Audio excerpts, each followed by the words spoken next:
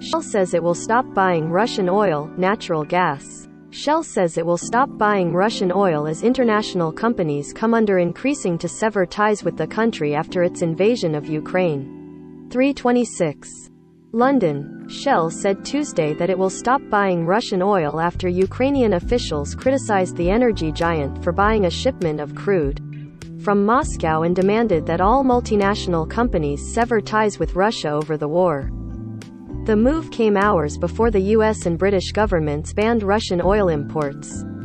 The European Union has held back because of heavy reliance on Russian oil and natural gas and concerns about the impact on global energy supplies. The turmoil has rattled global markets, sending oil prices surging to a 14-year high of $139 a barrel overnight. London-based Shell said it would immediately stop buying Russian oil on the spot market, which is used for one-time deals involving rapid deliveries, and it would not renew longer-term contracts. The company intends to totally withdraw from the Russian market for oil, oil products, natural gas and liquefied natural gas in a phased manner. We are acutely aware that our decision last week to purchase a cargo of Russian crude oil to be refined into products like petrol and diesel, despite being made with security of supplies at the forefront of our thinking, was not the right one, and we are sorry, CEO Ben van Beurden said in a statement. Shell said any profit it makes on the limited remaining amounts of Russian oil it processes will go into a fund for humanitarian relief efforts for Ukrainians. It also said it would shut its service stations, aviation fuels and lubricants businesses in Russia. David Elms, a professor at Warwick Business School in the United Kingdom and a former energy industry executive, said Shell may find it hard to ensure it isn't buying Russian oil because shipments are often sold multiple times and mixed with products from other sources before they reach a refinery. The challenge for someone like Shell is how do you detach yourself from a global market, from one participant in that market? Elms said. Shell got about 5% of its oil and 4% of its natural gas from Russia in 2020, according to the company's annual report. Its decision to stop buying Russian energy comes a week after it said it was shocked by the loss of life in Ukraine and would end its joint ventures with Gazprom, the massive oil and gas company controlled by the Russian government. But soon after, Ukrainian Foreign Minister Dmytro Kuleba said he had been told Shell, discreetly, bought a shipment of Russian oil.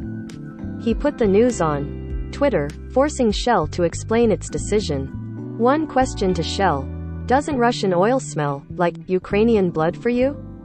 Kuleba said. Ukraine and its supporters have called on countries to stop buying Russian oil to restrict funding for its military. But there is a trade-off.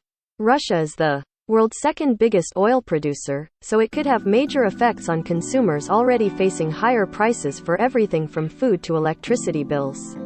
Because of low energy supplies in Europe and elsewhere, major companies from Apple to Volkswagen also have pulled out of Russia, with McDonald's the latest Tuesday.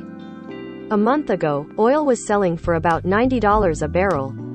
Now, prices have surged past $120 a barrel as buyers shun Russian crude, with many refiners fearing that sanctions could be imposed in the future. They worry about being left with inventories they can't resell if sanctions were imposed in the near future.